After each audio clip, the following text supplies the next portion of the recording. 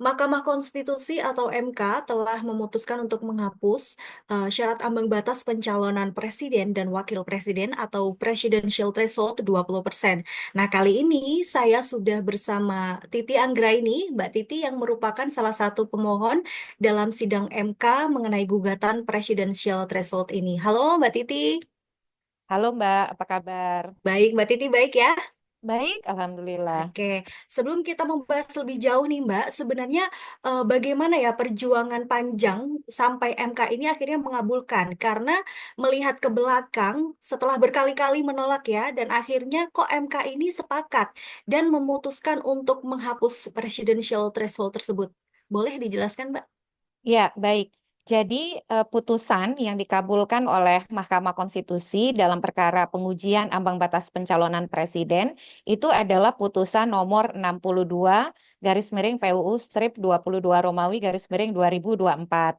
Dari keseluruhan kalau kita bicara proses, putusan tersebut adalah putusan yang ke-33 dibacakan oleh Mahkamah Konstitusi. Sebelumnya, Mahkamah Konstitusi sudah membacakan 24 putusan, tapi semuanya tidak dapat diterima, 6 putusan yang ditolak, jadi dinyatakan ditolak, dan 2 putusan ketetapan karena permohonannya dicabut ya, ditarik kembali oleh para pemohon. Jadi itu putusan ke-33 yang dibacakan. Nah, selain 33 putusan tersebut, juga ada setelah pembacaan di hari yang sama, eh, 3 putusan lain yang kemudian tidak dapat diterima karena substansinya sama dengan putusan 62 yang dikabulkan tadi. Jadi secara keseluruhan kalau kita total-total ya, sudah ada 36 permohonan ke Mahkamah Konstitusi dengan perincian 27 permohonan yang tidak dapat diterima, 6 permohonan ditolak, 2 permohonan ditarik kembali, dan 1 permohonan dikabulkan. Dan itu proses yang berlangsung sejak tahun 2017, karena pengaturan ambang batas pencalonan presiden diatur di dalam pasal 222 Undang-Undang Nomor 7 Tahun 2017. Jadi sudah hampir 7 tahun lebih ya kita memperjuangkan penghapusan ambang batas pencalonan presiden. Nah, ambang batas pencalonan presiden itu adalah persyaratan yang harus dipenuhi oleh partai politik atau gabungan partai politik untuk bisa mencalonkan presiden dan wakil presiden. Persyaratan tersebut berupa partai politik atau gabungan partai politik harus memiliki kursi DPR sebesar 20% atau suara dari hasil pemilu DPR sebesar 25% yang merupakan hasil dari pemilu DPR terakhir. Jadi sebagai contoh, kalau pemilunya 2024, maka persyaratan tadi kepemilikan minimal 20% kursi DPR atau 25% suara sah pemilu DPR itu diambil dari hasil pemilu DPR 2019. Nah, sebelumnya Mbak, ini persyaratan serupa juga sudah diatur dengan norma yang sama ya di dalam pilpres-pilpres sebelumnya, tapi dalam undang-undang berbeda, yaitu di dalam Undang-Undang Nomor 42 Tahun 2008 tentang pemilihan umum presiden dan wakil presiden, tepatnya di pasal 9 yang digunakan untuk persyaratan pencalonan presiden di Pilpres tahun 2009 dan Pilpres 2014. Nah, pertanyaannya pada saat itu ada tidak gugatan ke MK yang mempersoalkan ketentuan tersebut ya sebelum diatur di dalam pasal 222 Undang-Undang 7 2017. Jawabannya juga ada, Mbak. Jadi ketika diatur di pasal 9 Undang-Undang 42 2008 itu sudah ada yang datang ke Mahkamah Konstitusi. Contohnya Pak Saurip Kadi. Lalu juga banyak partai seperti PBB dan partai-partai kecil menengah ya. Lalu juga ada Effendi Ghazali begitu. Dan semua permohonannya sebelum Undang-Undang 7 2017 itu ditolak oleh Mahkamah Konstitusi. Nah, apa argumen Mahkamah Konstitusi ketika menolak berbagai permohonan tersebut ya? Argumennya adalah karena ambang batas pencalonan presiden itu adalah open legal policy atau kebijakan hukum terbuka dari pembentuk undang-undang. Kata MK, mau ada atau mau tidak ada ambang batas pencalonan presiden, itu merupakan otoritas pembentuk undang-undang. Jadi ketika pembentuk undang-undang mengatur persyaratan harus punya 20% kursi atau 25% suara sah, ya itu boleh karena itu otoritas yang diserahkan atau dimiliki oleh pembentuk undang-undang. Nah, yang jadi pertanyaan adalah kenapa ya setelah 30 kali lebih ya MK menolak begitu, kok tiba-tiba MK mengabulkan. Nah, ternyata MK mengatakan boleh memang pembentuk undang-undang itu membuat kebijakan yang terbuka tadi ya atau open legal policy. Tapi ada syaratnya. Syaratnya adalah dia tidak boleh bertentangan dengan moralitas, tidak bertentangan dengan rasionalitas, lalu juga tidak mengandung ketidakadilan yang intolerable begitu atau ketidakadilan yang tidak dapat ditoleransi. Lalu juga tidak bertentangan dengan pemenuhan hak politik rakyat serta tidak bertentangan dengan kedaulatan rakyat. Intinya adalah tidak boleh mengandung nilai-nilai yang inkonstitusional begitu. Nah, ternyata setelah perjalanan penerapan ambang batas pencalonan presiden sejak Pilpres 2004, walaupun di Pilpres 2004 angkanya kecil ya, hanya 3% kursi atau 5% suara pemilu DPR, MK kemudian dengan memperhatikan penerapan ambang batas pencalonan presiden dan kondisi mutakhir, Mahkamah bergeser pendiriannya karena Mahkamah menilai bahwa pemberlakuan ambang batas pencalonan presiden yang open legal policy itu sudah bertentangan dengan moralitas demokrasi, rasionalitas pengaturan, mengandung ketidakadilan yang intolerable, membatasi hak rakyat untuk memilih calon yang beragam, serta tidak sejalan dengan kedaulatan rakyat serta tujuan dari Pilpres langsung. Jadi beberapa argumen MK itu misalnya mengatakan ada kecenderungan bahwa ambang batas pencalonan presiden tersebut hanya menguntungkan partai-partai besar begitu ya. Dan ada kecenderungan untuk membangun dominasi serta membatasi adanya keragaman pilihan politik sehingga sejak beberapa pilpres terakhir calon di pilpresnya itu hanya ada dua. Dan bahkan di pilkada misalnya ada tren fenomena calon tunggal. Kata MK, kalau situasi ini dibiarkan terus bukan tidak mungkin calon tunggal juga bisa terjadi di pemilu presiden begitu. Lalu juga ambang batas pencalonan presiden yang merujuk kepada hasil pemilu DPR yang lalu bukan merujuk kepada kondisi kontemporer, itu merugikan hak-hak politik partai politik baru. Jadi kalau ada partai politik baru, dia kan tidak punya kursi, tidak punya suara dari hasil pemilu DPR karena dia partai politik baru. Maka oleh MK itu dianggap sebagai bentuk ketidakadilan yang mendiskriminasi partai-partai politik baru. Lalu juga ada pertimbangan bahwa di dalam negara-negara yang menerapkan sistem presidensial, itu ternyata tidak ditemui kebijakan ambang batas pencalonan presiden seperti di Indonesia. Dia mengkomparasi misalnya dengan negara-negara dengan sistem presidensial di Amerika Latin, dengan Amerika Serikat, sehingga itu dianggap sebagai sebuah kebijakan yang rasionalitasnya tidak bisa dipertanggungjawabkan, kira-kira begitu ya. Dan akhirnya karena ada tadi ya pertimbangan-pertimbangan tadi, tujuan dari perubahan konstitusi yang penuh dengan semangat memperkuat kedaulatan rakyat, lalu juga memurnikan pemilihan langsung ya dengan memberikan keragaman pilihan politik itu dianggap telah tercederai.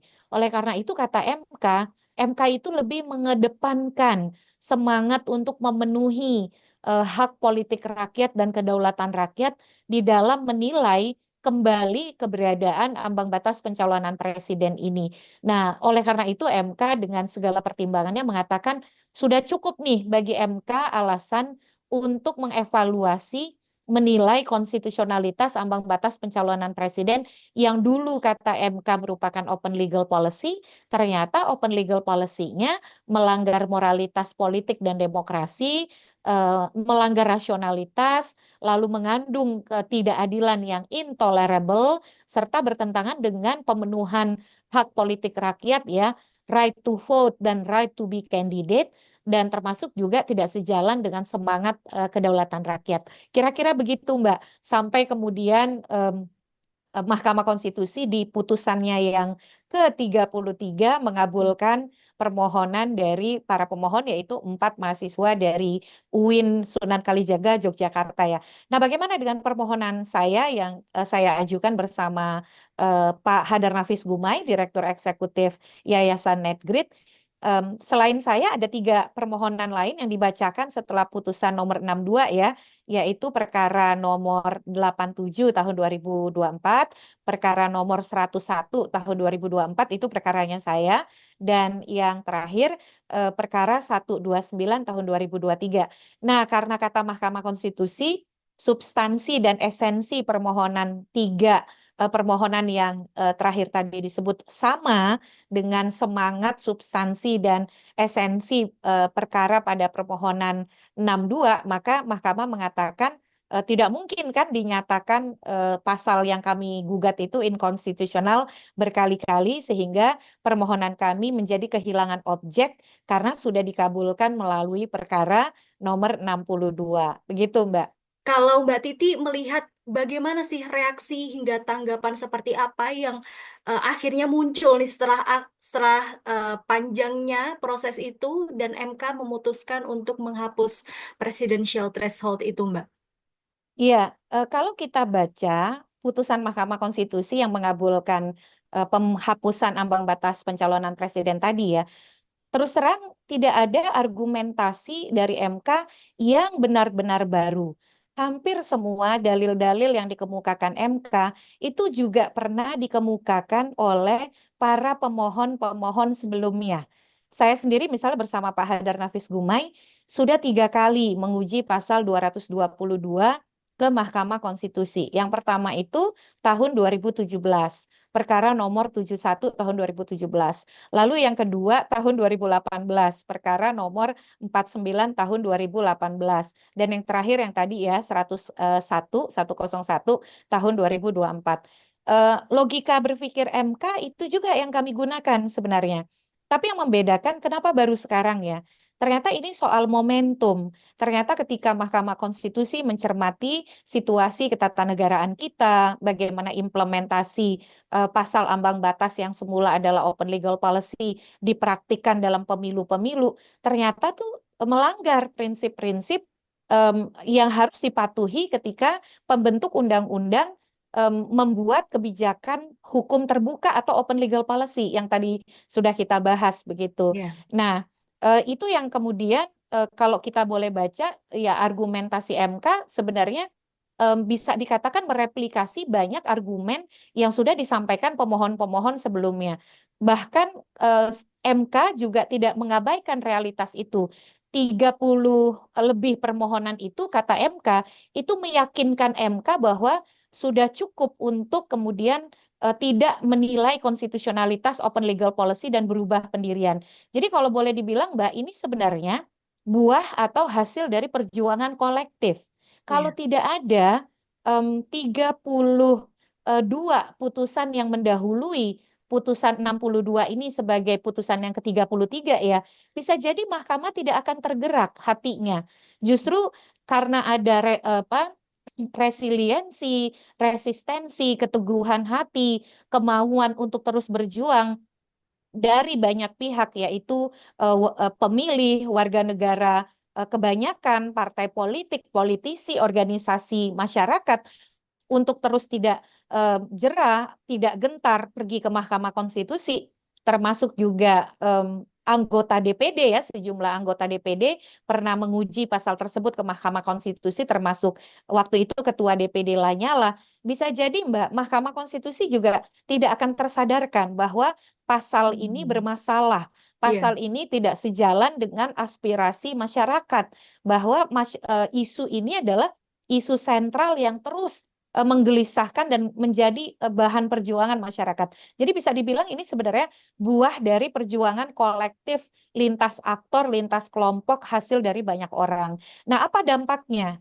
Dampaknya adalah tentu saja semua partai politik diuntungkan sepanjang partai tersebut adalah partai politik peserta pemilu, artinya mereka akan lebih bisa mempromosikan kader-kader terbaik partainya mencapai tujuan berpartai dengan mencalonkan kader terbaiknya di Pilpres. Kan tujuan dari partai itu adalah merebut kekuasaan untuk memperjuangkan agenda dan ideologi partai demi tujuan bersama kan. Ya, Nah, ketika mereka mendapatkan salurannya, maka setiap partai politik peserta pemilu, Mbak, itu punya hak untuk mencalonkan presiden dan wakil presiden. oke. Jadi tidak ada Maaf, lagi pembatasan begitu. iya, maaf memotong.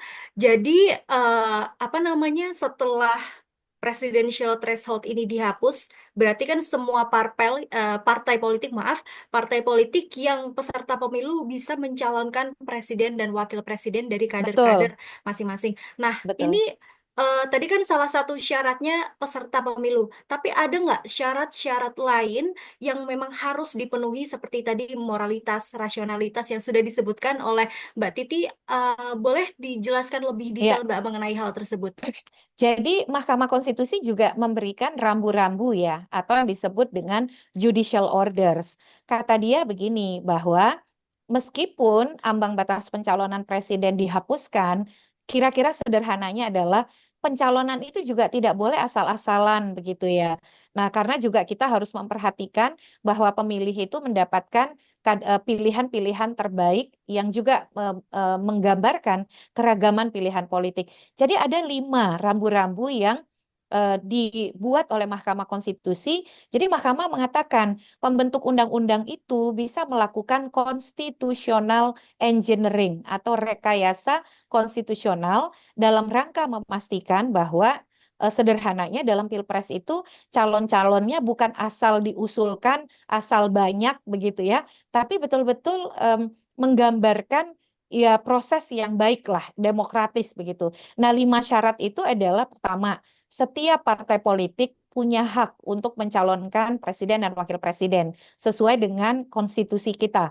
Dia menjalankan haknya itu bisa sendiri-sendiri atau bisa bergabung. Pada intinya adalah kalau dia adalah partai politik peserta pemilu, dia boleh mencalonkan presiden dan wakil presiden. Yang kedua adalah tidak boleh ada penerapan syarat yang merujuk kepada ambang batas berupa perolehan suara atau kursi nih Mbak. Jadi kalau misalnya nanti anggota DPR bilang pembentuk undang-undang ya, ya sudah kalau gitu itu yang boleh mencalonkan hanya yang punya kursi di DPR saja. Nah, itu tidak boleh kata MK. Jadi sudah ditutup celah pintu penggunaan persyaratan berupa perolehan suara atau kursi sebagai syarat untuk pencalonan presiden dan wakil presiden. Yang kedua, MK mengatakan dalam hal apa pencalonan presiden dan wakil presiden, pembentuk undang-undang itu harus mengatur agar tidak ada dominasi partai politik atau gabungan partai politik tertentu dalam pencalonan presiden yang membatasi pilihan pemilih di Pilpres. Jadi nggak boleh tuh ada dominasi. Kalau saya membacanya nih Mbak, MK itu tidak mau ada praktik borong partai, apalagi sampai membuat pemilih itu punya keterbatasan pilihan begitu. Nah, yang keempat, MK juga mengatur bahwa kalau ada partai politik yang tidak partai politik peserta pemilu yang tidak mencalonkan presiden dan wakil presiden, maka dia bisa dikenai sanksi dilarang menjadi peserta pemilu pada pemilu berikutnya. Jadi tidak boleh menjadi peserta pemilu di pemilu berikutnya. Dan yang terakhir, untuk mengatur, menerjemahkan constitutional engineering tadi, rekayasa konstitusional tadi kan harus dilakukan melalui revisi Undang-Undang Pemilu ya. Maka revisinya harus dilakukan dengan pelibatan partisipasi masyarakat secara bermakna. Jadi satu sisi Mahkamah mengatakan, iya betul setiap partai politik punya hak untuk mencalonkan presiden dan wakil presiden, tapi juga jangan sampai hak itu digunakan yang penting asal banyak calon, yang penting asal mencalonkan. Nah, itulah pentingnya pembentuk undang-undang untuk mengatur lebih lanjut supaya hal itu tidak terjadi. Termasuk juga jangan sampai ada praktik-praktik yang berusaha mendominasi pencalonan sehingga tujuan keragaman pilihan politik, inklusivitas yang diharapkan MK itu menjadi tercederai, Mbak. Oke, baik. Tadi eh, Jadi nggak gamblang ya, maksudnya begini, MK memang menghapuskan soal presidential threshold ini, syarat ambang batas, tapi MK juga memberi aturan, karena tidak semena-mena saja, maksudnya parpol bisa mencalonkan kadernya, tetapi dengan beberapa syarat yang sudah Iya, ditentukan oleh MK, seperti itu betul, ya Mbak ya. betul, Nah, betul. melihat sidang soal gugatan ini, terdapat dua hakim MK ya Mbak, ya ini Anwar Usman dan Daniel Yusmik yang dissenting opinion atau berbeda pendapat gitu. Kalau menurut Mbak Titi bagaimana? Iya, Anwar Usman dan Daniel Yusmik ini pada intinya adalah dissenting opinionnya mereka mengatakan kan ada 4 permohonan ya yang dibacakan pada tanggal 2 Januari itu. Iya. Permohonan 62, 87, 101, dan 129. Kata dua hakim ini, semua pemohon itu kan mayoritas adalah individu ya, perorangan warga negara Indonesia yang mendalilkan bahwa mereka adalah pemilih. Dan satu organisasi yaitu Yayasan Netgrid yang diwakili oleh Pak Hadar Nafis Gumai. Dua hakim ini mengatakan bahwa semua pemohon tadi tidak punya legal standing atau kedudukan hukum untuk mengajukan uji materi pasal ambang batas ke Mahkamah Konstitusi. Jadi mereka ingin mengatakan semua dari kami ini tidak punya kedudukan hukum atau kerugiannya itu tidak ada begitu ya dari keberlakuan pasal 22 pasal triple 2 ini 222 sehingga ya mestinya permohonan kami ini tidak dapat diterima karena tidak punya legal standing atau kedudukan hukum. Nah, kalau dilihat dari dua hakim ini, sebelumnya pun dalam perkara-perkara sebelumnya ya, em, contohnya perkara nomor 73 tahun 2022 yang diajukan oleh Partai Keadilan Sejahtera. Posisi hukumnya juga sama dari sisi substansi. Mereka mengatakan bahwa pada waktu itu PKS legal standingnya diterima ya. Tapi dari sisi substansi, dua hakim ini mengatakan bahwa ambang batas pencalonan presiden itu adalah open legal policy. Jadi tidak bertentangan dengan Undang-Undang Dasar. Nah, dua hakim ini tetap tidak berubah pendirian hukumnya, berbeda dengan tiga hakim lain, Mbak, yang berubah pendirian hukumnya, yaitu Arif Hidayat, kemudian Guntur Hamzah, dan Eni Nurbaningsih. Nah, tiga hakim ini berubah pendirian soal memandang konstitusionalitas open legal policy. Sekarang mereka mengatakan open legal policy-nya inkonstitusional untuk ambang batas. Sementara dua hakim lain, Arsul Sani dan Ridwan Mansur, itu hakim baru Mbak di Mahkamah Konstitusi yang belum pernah memutus perkara ambang batas pencalonan presiden. Dua hakim tersisa yaitu Soehartoyo dan Saldi Isra sejak awal itu konsisten menyatakan bahwa ambang batas pencalonan presiden adalah inkonstitusional sejak putusan nomor 53 tahun 2017. Nah, terhadap yang dissenting, saya tidak terkejut karena kalau dilihat dari banyak putusan Mahkamah Konstitusi lainnya, kecenderungan dari Daniel Yusmik dan juga Anwar Usman adalah kalau untuk perkara-perkara politik ya, mengamini dari apa yang menjadi sikap pembentuk undang-undang. Nah, mulai dari misalnya kita baca di Undang-Undang Cipta Kerja dan di beberapa undang-undang lain, kecenderungan sikap politik yang lebih sejalan dengan pembentuk undang-undang itu bisa dibaca melalui banyak putusan yang ataupun melibatkan dissenting opinion dari Hakim Anwar Usman dan Daniel Yusmik. Dan kalau dilihat dari pengusulan, Daniel Yusmik ini kan diusulkan oleh pemerintah ya, Presiden di masa Presiden Jokowi dan juga Anwar Usman merupakan usulan dari Mahkamah Agung gitu. Oke, lalu seperti apa Mbak nantinya peta politik Indonesia, apakah akan ada perubahan besar setelah penghapusan presidential threshold ini? Kalau sekarang masih terlalu prematur, karena bagaimanapun ini nampaknya partai-partai, terutama yang bagian dari pemerintah, masih masa bulan madu ya, masih masa mesra begitu ya. Apalagi Ya. banyak sekali politik akomodatif yang dimainkan, politik merangkul yang dimainkan oleh Prabowo dengan pelibatan lebih dari 40 menteri begitu ya, dan 50 wamen. Nah, itu kan kabinet yang sangat gemuk, melibatkan hampir semua kekuatan politik. Jadi kecenderungannya lah di masa awal ini, setidaknya sampai 1 atau 2 tahun ke depan itu akan tetap berupaya untuk berada dalam koridor soliditas koalisi pemerintahan. Dinamika akan lebih bisa dibaca, Mbak, ketika sudah menjelang pencalonan Pilpres. Jadi pencalonan Pilpres itu kalau kita perhatikan di pemilu 2024 kan dilakukan 6 bulan sebelum hari pemungutan suara ya, Iya, di betul. bulan Agustus. Kalau di 2019 itu dilakukan 8 bulan sebelum hari pemungutan suara.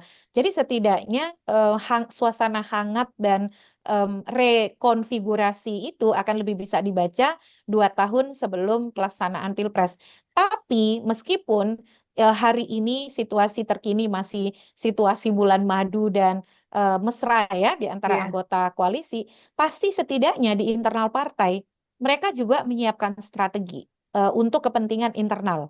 Apakah misalnya pertama, partai-partai itu harus memastikan mereka lolos sebagai peserta pemilu 2029. Karena untuk menjadi peserta pemilu 2029 kan mereka harus mendaftar kembali dan lolos verifikasi. Kalau mereka Betul. partai parlemen, mereka cukup mendaftar dan lolos verifikasi administrasi. Kalau mereka partai non-parlemen, mereka harus mendaftar, lolos verifikasi administrasi, dan verifikasi faktual. Verifikasi faktual itu berat sekali, Mbak. Jadi Iya. susah untuk lolos. Makanya partai-partai anggota koalisi Prabowo di pemerintahan yang tidak punya kursi di DPR, misalnya siapa? Misalnya seperti Partai Gelora, begitu ya, lalu juga PSI, eh, lalu Partai Garuda, misalnya, itu harus bekerja keras karena mereka belum tentu bisa menjadi partai politik peserta pemilu 2029 karena mereka harus kembali diverifikasi faktual. Jadi situasi hari ini adalah sebenarnya momentum bagi partai politik untuk mengokohkan konsolidasi kelembagaan partai, konsolidasi internal untuk bersiap agar mesin politik benar-benar secara struktural dan keanggotaan siap untuk menjelang verifikasi 2029 supaya bisa dapat tiket menjadi peserta pemilu dan mengusung capres. Dan yang kedua adalah menyiapkan kader-kader terbaik yang bisa diterima oleh rakyat. Karena kalau mereka punya kader terbaik yang bisa diterima oleh rakyat, itu juga akan apa istilahnya mengkerek ya atau mengkatrol, meningkatkan, mengupgrade mereka punya citra untuk pemilu legislatif, pemilu presiden. Keuntungannya pemilu serentak adalah ketika mereka mengusung calon presiden yang disukai oleh pemilih, maka pemilih juga akan cenderung memilih partai politik yang mencalonkan si calon presiden tersebut. Nah, jadi ini juga jadi tantangan bagi partai. Nah, sementara kalau memang partai tidak punya kader terbaik, mereka mungkin akan memilih strategi merapat ke pasangan calon yang lebih punya elektabilitas yang diusung oleh partai lain dan bergabung dalam koalisi pencalonan untuk kepentingan insentif membentuk koalisi pemerintahan sehingga mereka bisa menjadi bagian dari kabinet dan mendapatkan kursi menteri atau posisi-posisi strategis di pemerintahan begitu Mbak, walaupun mereka tidak punya capres atau cawapres dari kader partai mereka sendiri. Oke, Mbak. Ini yang terakhir nih, tentu hal-hal yang kita obrolkan dari tadi yang sudah Mbak Titi jelaskan mengenai hal-hal positif ke depannya, bagaimana nanti partai politik sebagai peserta pemilu dan lain sebagainya. Kalau membahas soal sisi negatifnya nih, kira-kira seperti apa Mbak melihat sisi negatif dari penghapusan presidential threshold ini? Iya, kalau dari sisi insentif tentu lebih banyak manfaatnya ya bagi partai ataupun bagi publik. Tapi ini kalau tidak diikuti oleh partai yang berbenah dan juga keseriusan untuk melakukan demokrasi di internal partai atau demokratisasi internal partai, em, akses yang dibuka lebar oleh Mahkamah Konstitusi atau bahasa Mahkamah Konstitusi katup yang dibuka ya oleh Mahkamah Konstitusi ini hanya akan menjadi sarana apa bancakan elit begitu. Karena selama ini pencalonan presiden wakil presiden itu kan cenderung hanya diputuskan oleh segelintir elit di partai politik. Nah, jangan sampai kemudian tiket yang diberikan oleh MK ini dimanfaatkan sebagai objek transaksi partai politik.